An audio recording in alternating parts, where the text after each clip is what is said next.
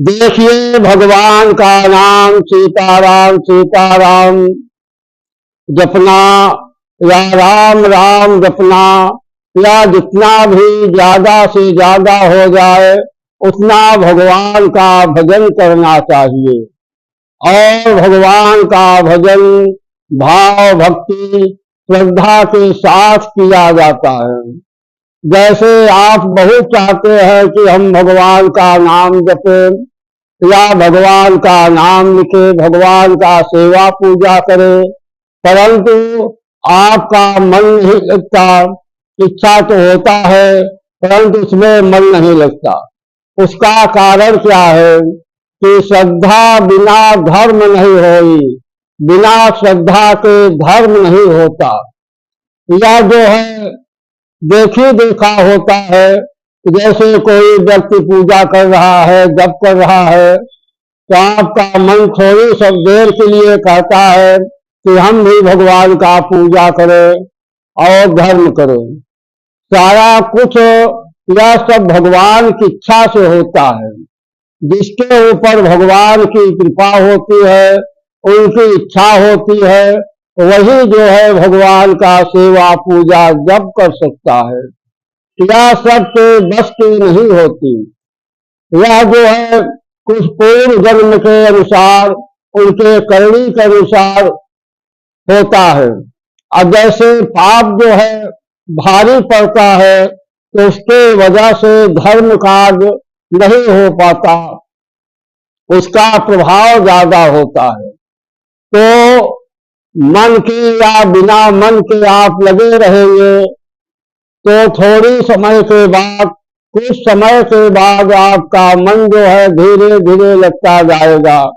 जैसे जैसे पाप का अंत होता जाएगा उसी प्रकार के वैसे वैसे ही आपका मन भगवान की सेवा पूजा में लगता चला जाएगा।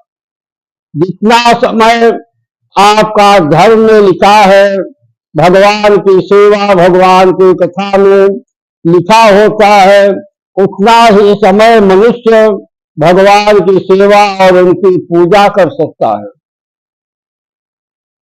श्रद्धा अगर उसके अंदर है तो भगवान की कृपा होती है कि भगवान जो है भाव के भक्त होते हैं।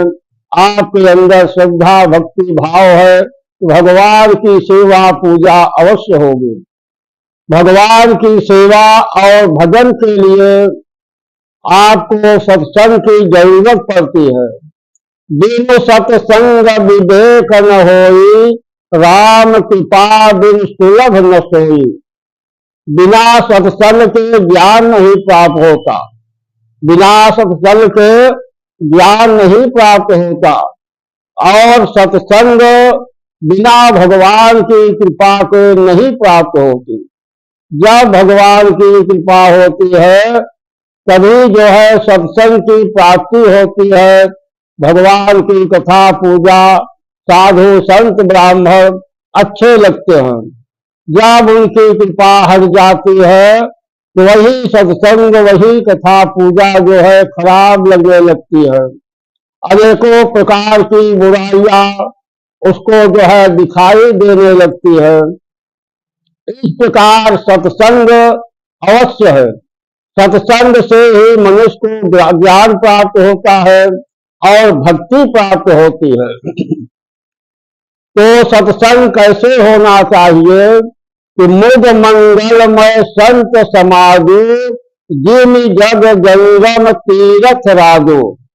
संत का जो संग है, जो संतों का समागम है, वह सत्संग मुद मंगलमय, मंगल देने वाला होता है। जिस प्रकार तीर्थराज प्रयाग में गंगा स्नान करने से बहुत बड़ा फल होता है, उसी प्रकार से सत्संग करने का फल उसे प्राप्त होता है। तो बिन सत्संग विवेक न होई, राम कृपा बिन सुलभ न सोई। बिना सत्संग के ज्ञान नहीं प्राप्त होता और बिना भगवान की कृपा के सत्संग नहीं प्राप्त होता। सत्संग जो है संतों का सत्संग उनका समागम मुझ मंगलमय होता है। अब जैसे संत जरूरी नहीं है कि जो जटा जूट रखे हैं, घर द्वार छोड़े हैं, उन्हीं को संत कहते हैं। संत जो है कैसा होता है कि काम क्रोध मद लोभ सब नाथ नरक के पंथ, ये सब पर रघुबीर ही भजहु भजहि जय संत। काम क्रोध लोभ मोह अहंकार को त्याग करके भगवान का भजन जो करता है, उनकी पूजा करता है, वही संत है। काम क्रोध मद लोभ सब नाथ नरक के पंथ, सब परिहर रघुबीर भजहु भजहि जय संत। जो मनुष्य काम क्रोध लोभ मोह को अहंकार को त्याग करके भगवान का भजन पूजन करता है, वही जो है संत है।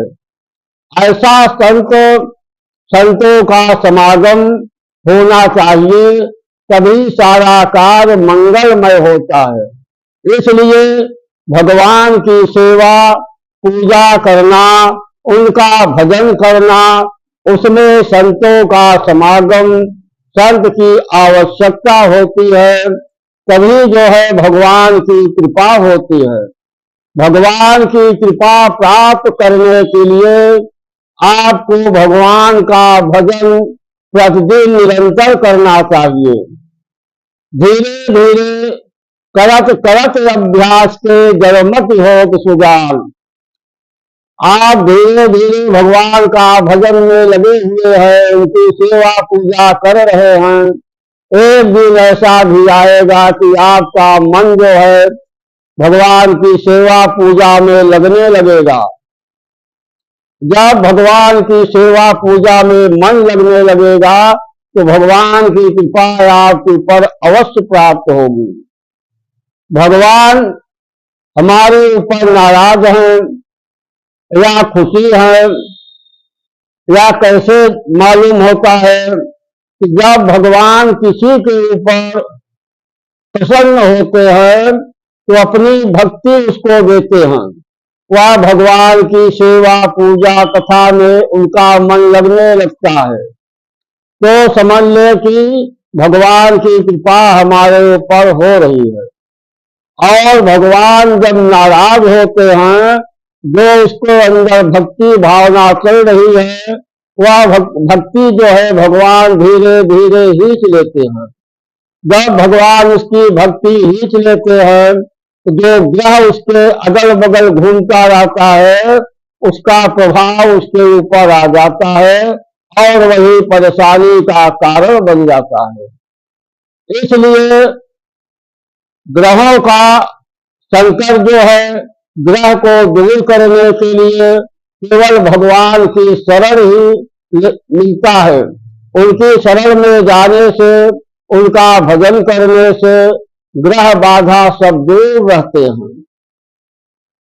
क्योंकि भगवान ने कहा है कि सन्मुख हो जीव मोहि जबहि, जन्म कोटि अघनाश ही तबहि। भगवान तो साक्षात होते ही नहीं, यह कलयुग है। आप जैसे हनुमान जी पर या दुर्गा जी के पास किसी भी सिद्ध पीठ में आप जाते हैं, देव स्थान में जाते हैं, तो सन्मुख हो जीव मोहि जबहि, जन्म कोटि अघनाश ही तबहि। जैसे अभी आप देवता के पास गए, मंदिर में गए, उनका दर्शन किए, तो उसके पीछे जितना पाप आपका है वह सब क्षीण हो जाता है। और उसके बाद जब आप घर में आते हैं, अपने स्थान को आते हैं, तब जितना पाप होता है वह आप पर लागू होता है और उसी का दंड प्राप्त होता है। अब जैसे लोग कहते हैं कि हमने तो भगवान का दर्शन करने गया और उनका भजन किया, पूजन किया, तो हमको यह दंड कैसे प्राप्त हुआ, उसको भी दंड मिल गया। तो आपने जो दर्शन करने गए थे तो उसके पिछला जो पाप था वह तो क्षीण हो गया, परंतु वहां से आने के बाद आपने पाप कर लिया, उसका दंड आपको मिल रहा है। क्योंकि यह कराल कलयुग है। कलयुग में वह वादा नहीं होता, सुबह पाप होता है, शाम तक में उसको जो है दंड अवश्य प्राप्त होता है। इसलिए भगवान का भजन, उनका दर्शन, उनका कीर्तन अति आवश्यक है। यह कार्य आप करते रहेंगे तो आपका सारा संकट दूर हो जाएगा और अंत काल में सत्य लोक वैकुंठ लोक में जाकर वैकुंठ लोक का सुख प्राप्त करेंगे। जय श्री राम, जय श्री राधे।